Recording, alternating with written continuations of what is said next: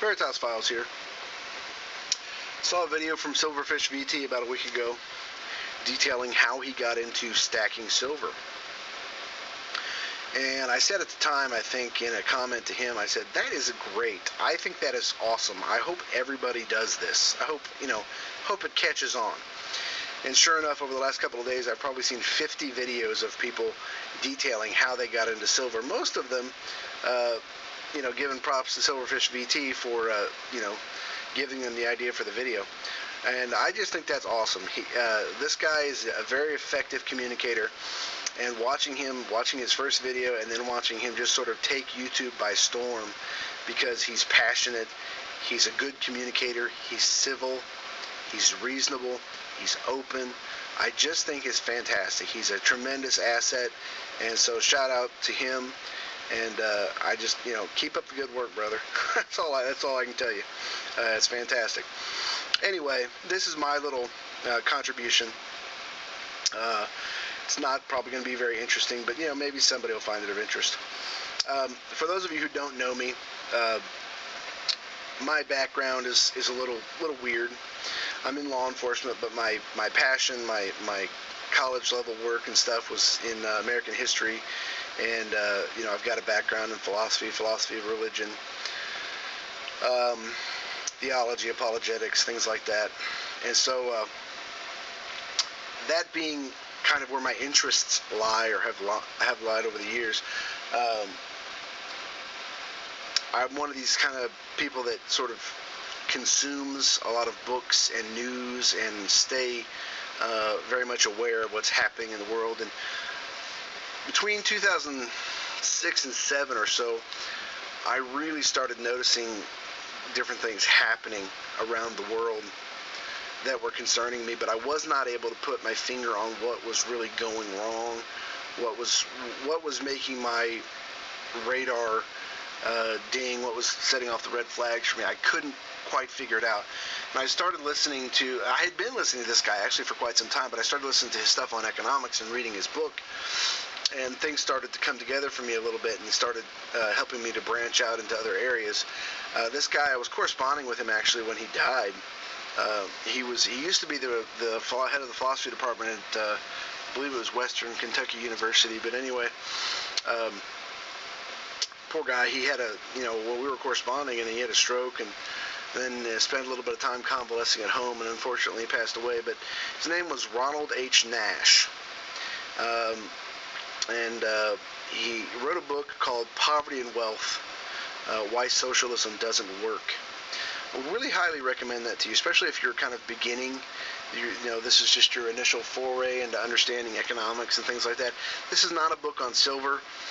This is specifically a book on economics, and if you're a Christian, it'll probably relate to you even more. There are other books I would recommend, but that was just one of them that sort of initially got me started. There's a book by Henry Hazlitt called Economics in One Lesson that I would highly recommend you get a hold of. And there's a book that I read later by J. Wesley Richards. I believe it's called Money, Greed, and God. Really recommend that book, especially if you're a beginner and you really want to understand what's going on in sort of a full-orbed way and not just in a niche kind of way. I would really recommend those books. If you can get a hold of them, man, get after it. The more knowledge you have, the better you will do in the future. Anyway, I started to dip my toe into understanding economics, how it worked and why it worked the way that it does. And I started realizing what we were facing in terms of a long-term, sudden and or grinding collapse, along with other secondary threats that were very possible, EMPs and whatnot. Anyway, I was out, hiking and learning to build fires and building bug-out bags and testing things to see if what was put out there as solutions were really doable and workable.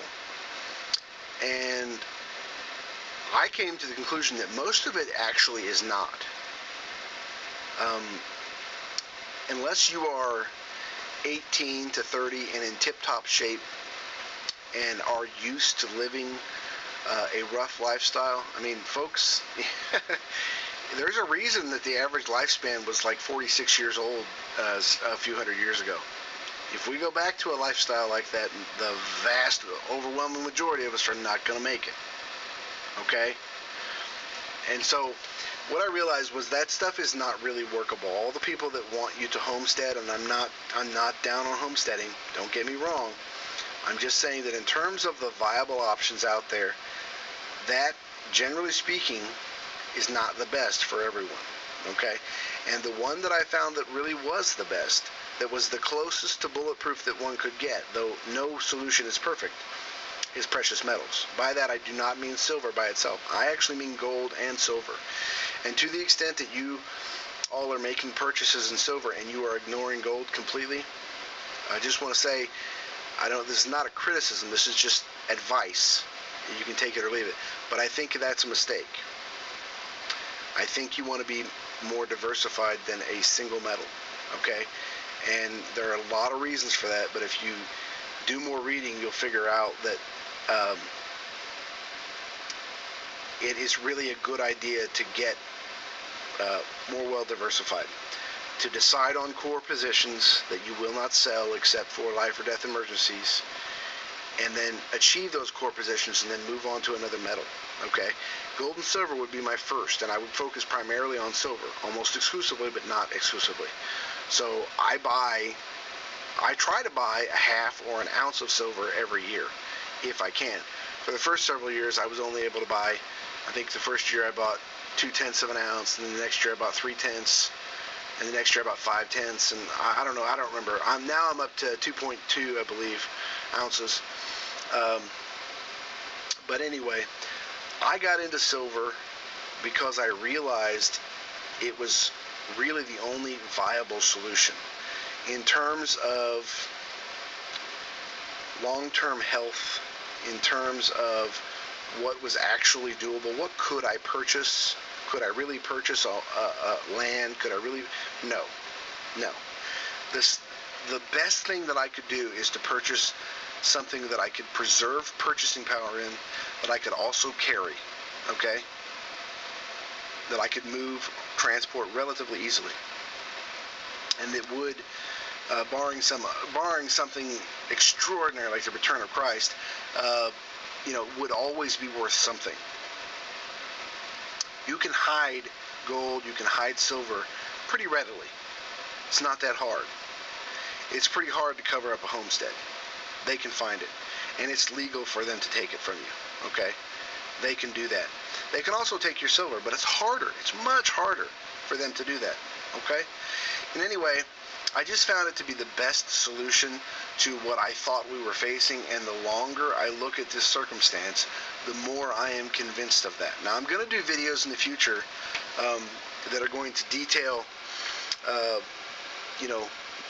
what I think about in terms of diversifying, because I think that, in confiscation and things like that, because I think those are issues that people talk about sometimes. I listen to Mike Maloney talk about it, and I think people are dismissing that stuff way too lightly, because I think our government is going to become increasingly tyrannical over time. When governments become desperate, they will do desperate things, and at this point, given the state of our nation and our government, I would put nothing past them. Nothing. Anyway, that's how I got into silver. I was looking into the issue, I was studying everything I possibly could, and I was dropping things that just were not, for the average American, going to suffice as a long-term viable solution. And the thing that I was left with was precious metals. What you are going to need in terms of this temporary earthly existence is wealth. If you do not have that, and you do not have a job, and you do not have, if you haven't leveraged the value of the dollar today for your future, you are going to be out of luck. You are going to be up a creek.